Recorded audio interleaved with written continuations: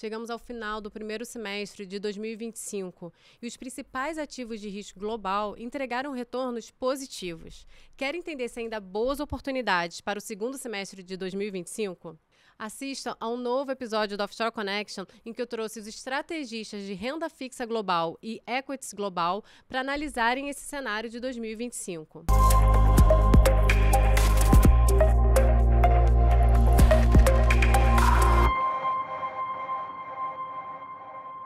Sejam muito bem-vindos a mais um episódio do Offshore Connection, o programa que conecta você aos investimentos internacionais. E nesse programa, aqui do meio do ano, eu trouxe os estrategistas de renda fixa global e renda variável global.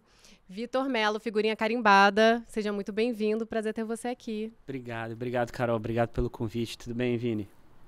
Vinícius Martin, direto de Miami. Quando eu falo que a nossa equipe está baseada globalmente, é verdade. Aqui, ó, ele está lá em Miami, direto de Miami. Seja bem-vindo. Muito bom ter você aqui. Obrigado pelo convite, Carol. Prazer estar aqui com vocês. Muito bom. Então, esse episódio aqui, né, o episódio anterior, se você não viu, convido a ver, né, com o João Scandiuzzi e o Marcelo Santucci. Eles deram um resumo sobre o primeiro semestre de 2025, né, sobre o cenário macroeconômico, alocações. E nesse eu trouxe vocês, né, que são estrategistas de renda fixa e renda variável, para a gente falar sobre essas duas classes de ativos tão importantes, Sim. né? E o primeiro semestre foi bem volátil. Se a gente olha assim, o fechamento de junho, os números são muito positivos e muito bons, mas tem aí um filme do primeiro semestre que foi bem volátil. Então, Vitor, vou começar com você, né? Nasdaq subindo 5,9, S&P 6,2, Emergentes 15,5. Qual a sua leitura? Isso daí está escondendo essa volatilidade, né? Então, quais os desafios aí que a gente teve nos seis primeiros meses? Os desafios foram muitos, né, Carol, assim, para dizer o mínimo, mas a pergunta é muito boa. Eu acho que, de fato, é o que você falou, a foto ela esconde um pouco desse filme bastante volátil desse primeiro semestre do ano, desses primeiros 6 meses do ano, né? O Trump ele assumiu no dia 20 de janeiro, a nova administração. Logo ali em fevereiro a gente chegou perto do all-time high do S&P. 6.200 mais ou menos, e aí logo depois começou uma discussão um pouco mais acentuada relacionada a tarifas, como essas tarifas seriam colocadas ou não. O Trump chegou a colocar algumas tarifas específicas contra alguns países em alguns momentos, relacionadas a, eventualmente, os países não queriam receber imigrantes ilegais, como foi, por exemplo, o caso da Colômbia. Ele já tinha falado também que ia tarifar os países que não, de alguma maneira, não evitassem que o fentanil chegasse aos Estados Unidos. Ele também fez isso de alguma maneira prévia. E aí ali no meio de março, mesmo com uma temporada de resultados do quarto trimestre, que aconteceu em janeiro, muito saudável, chegando perto também do início da temporada de resultados do primeiro tri, que aconteceu em abril, os grandes bancos começando a temporada de resultados. Parecia também que seria uma leitura, de novo, operacionalmente muito saudável. Se começou uma dinâmica de um S&P já bastante mais pesado, com tarifas, com muitas dúvidas relacionadas ao que seriam, de fato, essas tarifas do Trump. E aí o Liberation Day, no dia 2 de abril, de fato abriu essa caixa de Pandora, vamos colocar assim, com os mercados se estressando bastante, o S&P tendo quedas bem relevantes, 2 dias de queda muito forte. Basicamente a queda mais forte desde da Segunda Guerra Mundial, a gente está falando de quase 80 anos. E aí, a partir disso, no dia 9, quando o Trump ele deu uma margem maior de negociação para os países, a gente teve uma melhora também muito rápida de vários dos ativos. E aí, posteriormente, a gente começou de novo a ter já a temporada de resultados, que foi dando algum respiro e mostrando que, na verdade, vários dos medos do ponto de vista fundamental de como essas tarifas afetariam as companhias, elas ainda não estavam de fato acontecendo e talvez fossem postergadas. Obviamente, quando a gente está falando de tarifas, e principalmente as que tenham sido aplicadas pelo Trump, é muito mais na parte de bens do que na parte de serviços. E hoje a concentração do S&P ela é muito maior do ponto de vista de serviços, uma vez que tecnologia tem um peso muito relevante. O setor de tecnologia hoje no S&P ele compõe 32% do índice. Se a gente soma empresas que estão fora do chamado setor de fato de tecnologia, mas que são empresas de tecnologia como, por exemplo, Google, Meta, Tesla, Amazon, a gente chega em quase 40%, 45% do índice de empresas Tech Plus, vamos colocar assim. Então, de fato, você acaba tendo um impacto de tarifas menor no resultado dessas empresas. E aí, a partir disso, a partir de uma operação ainda muito saudável, de alguns medos também que foram sendo dissipados no decorrer do ano. Né? Porque é engraçado, né, Carol? A gente fala muito dessa dinâmica de tarifas, mas teve um evento bem importante relacionado à inteligência artificial, que foi o DeepSeek também no começo do ano.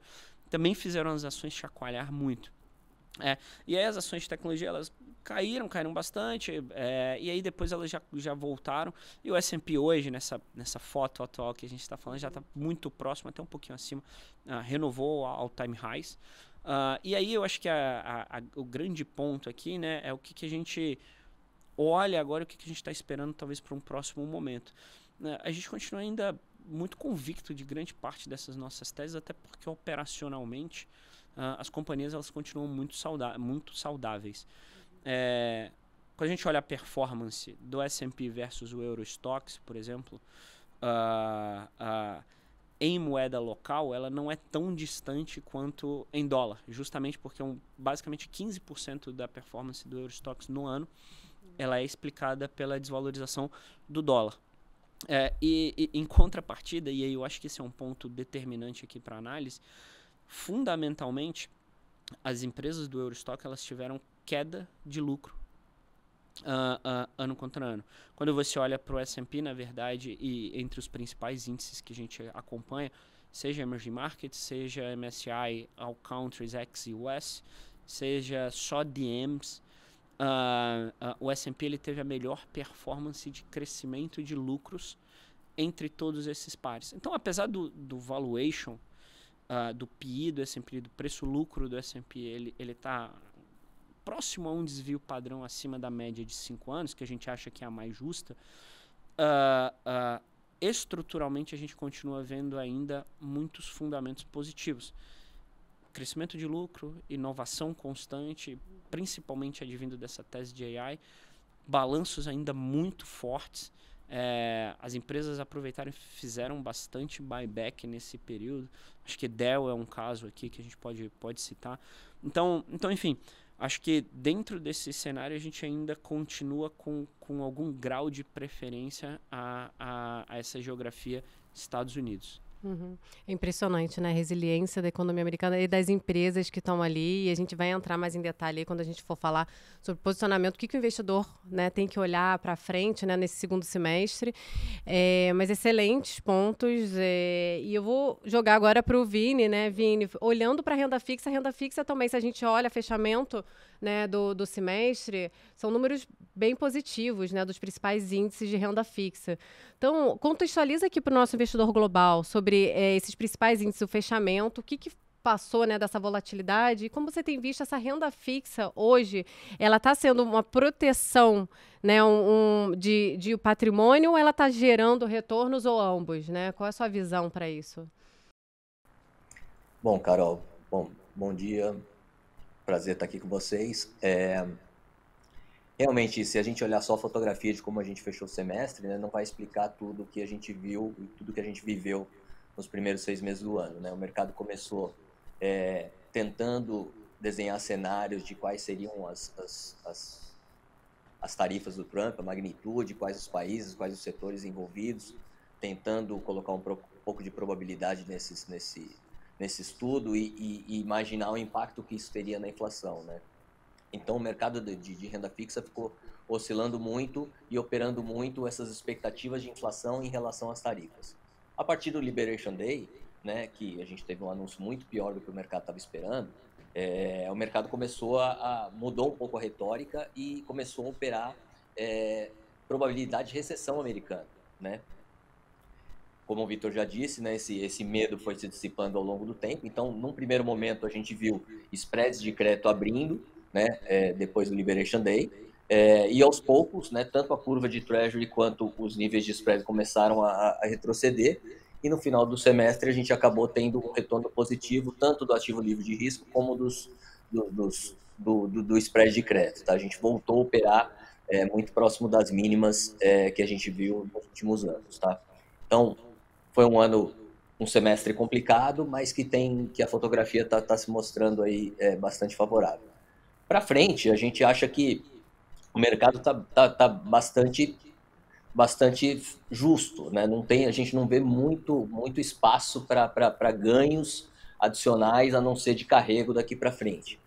Por que eu estou dizendo isso? Porque a gente está, né, em termos de spread de crédito, a gente está muito próximo das mínimas vistas nos últimos 20 anos. O mercado hoje também já embute um Fed cortando taxas de juros pelo menos 2 vezes esse ano em 25 basis points. Então, daqui para frente, a gente ainda vê uma combinação, né, taxa livre de risco mais spreads relativamente atrativos. A gente consegue ver papéis de grau de investimento com duration próximo a 5 anos pagando entre 4,70%, em alguns casos até 5%, que a gente acha bastante atrativo. Mas daqui para frente a gente vê pouco espaço de compressão de taxas e eventual ganho de preço nisso, tá? Então, por esse lado, a gente prefere estar um pouco mais defensivo, né? E acreditando que a renda fixa, sim, pode trazer ou vai funcionar como uma âncora de portfólio para aguentar volatilidade de outros mercados, tá? Não, perfeito. É um ótimo contexto aqui para o investidor global, né? Que olha, é importante ele olhar e entender como é que anda como é que andou a renda fixa, a renda variável. E, Vitor, vamos olhando assim, né? Entrando mais um pouco do detalhe, né? Já que você é o estrategista aí de renda variável. E eu acho que todo mundo fala aí das big techs, né? Você já começou a falar. Como é que você está vendo? Porque o retorno foi um pouco abaixo do índice, né? Mas um retorno ainda considerável. Como é que você está vendo para esse segundo semestre, né? E a performance, como é que você está vendo também, né? Tá bom. Dessas big techs. Não, eu acho que as big techs, né, Carol, elas têm sido um tema muito relevante nos últimos 36 meses, sem dúvida nenhuma. Acho que pelo menos desde daquele aha moment, que foi a invenção do ChatGPT, né, que ele foi liberado em novembro de 22, tem tido muita dúvida em quão sustentável é essa performance tão boa das big techs, e obviamente abre uma gama de outras perguntas, desde concentração de índices até se não vale apenas eu comprar essas companhias, dado que elas são geradoras de caixa, excelentes negócios, têm domínio de mercado. Então a conversa, obviamente, ela pode ser muito ampla aqui. Feito esse pequeno preâmbulo inicial, e aí eu vou tentar focar um pouco mais nesse ano e no que a gente está vendo atualmente. E por mais que a gente, quando fala de Big Techs, a gente entende muito aquelas Magnificent Seven, as 7 principais empresas, das quais 5 a gente prefere, 2 a gente gosta um pouquinho menos. Mas focando um pouco mais nas ações, né? E as que a gente, só para também não deixar quem está escutando a gente super curioso, mas as 2 que a gente gosta um pouco menos é Apple e Tesla. Focando no bolso das empresas que a gente gosta mais, a gente ainda continua vendo algumas características que para a gente reforçam as razões do porquê que a gente gosta. E eu acho que é bem importante citar também no começo aqui da minha fala que quando a gente faz essa análise, a gente também tenta fazer do ponto de vista de Sharpe. E o que eu quero dizer do ponto de vista de Sharpe é também da volatilidade que a gente acha que pode estar embutida nesse investimento. Porque por mais que muitas vezes, é uma pergunta que a gente recebe com alguma frequência, de que a gente não deveria ter algumas escolhas de empresas que pudessem multiplicar por várias vezes, legal, mas isso aqui também embute um risco maior. Então quando eu vejo empresas como algumas dessas Magnificent Seven aqui, mas para dar um exemplo específico da NVIDIA, que continua crescendo o lucro 30% ao ano.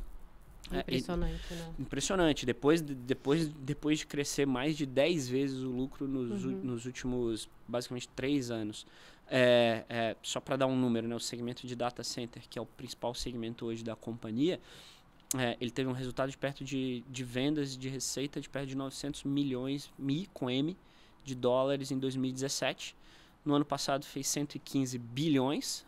Esse ano deve fazer perto de 180. A gente está falando de um crescimento de receita na principal linha hoje de 180 vezes em perto de 7 anos e de lucro de perto de 10 vezes nos últimos 3 anos. Ano contra ano, a gente ainda acha que deve ter alguma coisa como 30% de crescimento de lucro. Se a gente estiver falando de nenhuma expansão de múltiplo, esse múltiplo que hoje da NVIDIA é de perto de 34 vezes, alguma coisa por aí, ele deveria se comprimir apenas por conta do crescimento do lucro para perto de 24, 25. Então, em outras palavras, Carol, o que a gente está tentando colocar aqui é que a gente acha que esse bolsão de Big Techs e de empresas grandes, ele ainda é um bolsão em que te traz um crescimento operacional bastante saudável, difícil de ser replicado, linkado a uma temática ainda muito, muito interessante. Obviamente que quando a gente fala das Big Techs, a gente não só gosta e olha para as Big Techs, a gente também tem outros temas e outras empresas que a gente acompanha de perto. Para dar um exemplo, talvez de uma empresa um pouco menos conhecida, como é a GE Vernova, que é o braço aqui de energia da GE, depois do spin-off do ano passado. É uma empresa que basicamente multiplicou por 3 desde o spin-off do ano passado em maio até agora. E é uma tese que a gente também gosta, é linkada a essa maior necessidade de energia para data centers. Então, dentro desse tema de Big Techs e do que a gente ainda está olhando, a gente acha que esse bolsão ainda é um bolsão que a gente gosta de estar linkado com algumas teses paralelas que a gente carrega também, seja nos relatórios que a gente escreve no Tony Prime, seja nos certificados, enfim, seja em alguns desses outros produtos acessórios. Então, respondendo de uma maneira mais pragmática, assim, toda essa minha fala aqui, é que a gente gosta, a gente acha que operacionalmente é muito saudável, o valuation ele não parece tão caro para várias das empresas, Google, Amazon, própria NVIDIA, um pouquinho abaixo da média histórica, com um crescimento muito saudável ainda. Então a gente acha que ainda é um bolsão saudável com algumas teses paralelas. O que tem de risco aqui, que eu acho que aí a gente também precisa, obviamente, trazer à mesa, é que, sem dúvida nenhuma, quando a gente olha para o mercado como um todo, talvez o valuation ele não esteja tão atrativo quanto já foi em outros momentos para o mercado como um todo. Então, várias das teses que a gente gosta, a gente tenta linkar com uma qualidade maior, mas o mercado como um todo, você tem uma dinâmica também de próximo a all-time high. E aí eu acho que é aqui que entra, de fato, o diferencial que a gente tem, né? De ter um time acompanhando, os relatórios, enfim, toda essa nossa dinâmica. Excelentes pontos, Vitor, muito bom, porque todo mundo fica muito em dúvida e sempre fala, né, sobre AI, Big Techs, é importante a gente olhar isso, ver que ainda tem boas oportunidades. O bonde, então, não passou, né? Tem ainda boas oportunidades aí? Acho que tem, Carol, acho que tem ótimas oportunidades. Quando você olha para os ativos americanos, falando especificamente de renda variável, está num momento que você passa por várias transformações que são de fato seculares. Eu falei de um número aqui da NVIDIA agora, mas falando, eu poderia também ter citado o próprio ChatGPT, o próprio OpenAI. Você saiu de 0 a 100 milhões de usuários em 2 meses, hoje você tem basicamente 800 milhões de usuários a nível global, semanalmente, usando o ChatGPT. A gente está falando basicamente de 1 a cada 10 pessoas na Terra usam o ChatGPT. Se a gente fosse ser mais honesto e olhar apenas a parcela que usa a internet, é basicamente ainda uma parcela ainda maior, não é 1 a cada 10, é 1 a cada 5 pessoas que teria acesso. Então, assim, de fato é uma quantidade muito grande, é uma expansão muito grande de novos serviços que apenas começou. Você está num desenvolvimento muito inicial. A gente costuma dividir isso em 3 blocos, né? Num bloco primeiro de infraestrutura, depois de aplicação e depois de AI física, inteligência artificial física. E a gente acha que o momento ele ainda é um momento de construção da infraestrutura ainda, começando a ter algumas aplicações um pouco mais visíveis no dia a dia. Então, na verdade, eu acho esse exemplo que você deu, né, é muito bom, se o bonde passou ou não, e essa é uma pergunta que a gente recebe muitas vezes. As pessoas têm essa impressão. Na verdade, é muito pelo contrário. Quando a NVIDIA bateu $1 trilhão, o que a gente mais escutava era as pessoas falando, poxa, não tem, daqui agora é difícil, porque como é que você vai explicar uma empresa que é só de games, que era o entendimento da época, avançar mais do que $1 trilhão? Quem que vai comprar a ação? Para onde que vai? O valuation já está muito esticado. Já $1 trilhão é um valor já absurdo. Hoje a empresa já vale $4 trilhões. Esse multiplicou aqui por 4. E o pensamento ele ainda continua o mesmo. Na nossa visão é que, obviamente, você tem riscos, tem que acompanhar a tese. A gente tenta fazer o nosso melhor aqui para trazer o máximo de conteúdo. Mas a gente ainda acha que você está no começo de desenvolvimento de fato secular. Muito bom, prestar atenção, né, gente? Ó, isso daí é ótima dica aqui. Preste atenção. Tem o Twain Prime, o relatório do Vitor. Mas agora eu vou jogar para renda fixa. Vini, olhando para a renda fixa, né, o que você falaria para o investidor que está olhando para a renda fixa global? Né? Há muito tempo também não se vê retornos yields tão atrativos, né? Como a gente está vendo. O que você diria para o investidor global sobre a renda fixa agora? Né? Como ele quer se posicionar? Quais são os setores, né, que você vê mais importantes? E como ele se posicionar agora nesse segundo semestre? Boa pergunta, Carol. Bom, a gente gosta bastante hoje em dia da parte de grau de investimento, tá?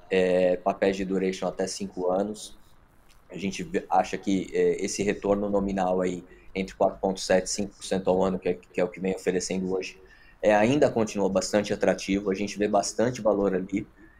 Obviamente, a gente precisa fazer uma boa seleção de nomes para a gente conseguir esse retorno entre 4,7% e 5%. A gente está trabalhando ali com os papéis que estão na parte de baixo de grau de investimento.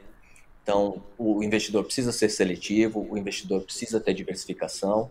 E no nosso relatório também a gente coloca alguns outros nomes de mercados emergentes para dar um pouco de apimentada no retorno, para dar alternativas para quem tem o perfil mais agressivo, para quem está disposto a correr um pouco mais de risco, né, indo para empresas não tão óbvias de mercados emergentes, tá? Então, no nosso relatório a gente tenta colocar as coisas numa proporção que a gente acha que seja razoável. Então, o investidor precisa sempre prezar por qualidade, lembrar sempre de diversificação e, nas posições mais arriscadas, montar as posições de acordo com o tamanho de risco que você está disposto a correr, tá?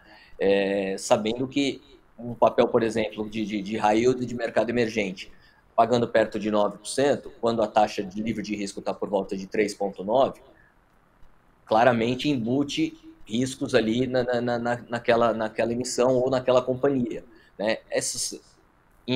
Na maioria dos casos, né, são riscos que a gente consegue ter uma boa noção de curto prazo, mas eles precisam ser constantemente monitorados, né? E se a gente de repente faz uma posição no momento errado, num tamanho errado, isso pode acabar machucando no final. Então, preservar sempre diversificação, tá num duration hoje em dia um pouco mais reduzido, prezar por qualidade de crédito, e pensar sempre no perfil de risco que você está disposto a correr e não pura e simplesmente ficar olhando taxa, tá? Não, excelentes pontos, é muito importante. A gente traz aqui informação, mas é importante também o investidor global que está nos acompanhando entender o seu perfil e o seu perfil global, né? Olhando para fora, porque a dinâmica dos ativos são diferentes. É por isso que a gente traz, eu venho aqui, tento trazer bastante conteúdo aqui para ficar tranquilo e entender o seu perfil para poder fazer o seu investimento, colocar dentro do seu portfólio. É fundamental isso.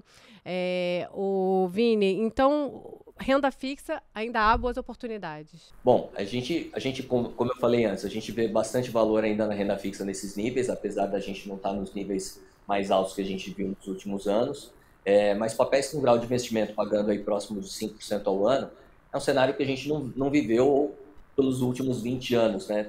Basicamente, o mercado não deu essa oportunidade para a gente. Então, mesmo com spreads apertados, enquanto a gente estiver falando de uma economia americana que cresce, esses spreads devem continuar suportados, tá? O mercado agora vai continuar falando na parte fiscal americana, né? O tamanho do déficit, como é que isso vai ser financiado e tal.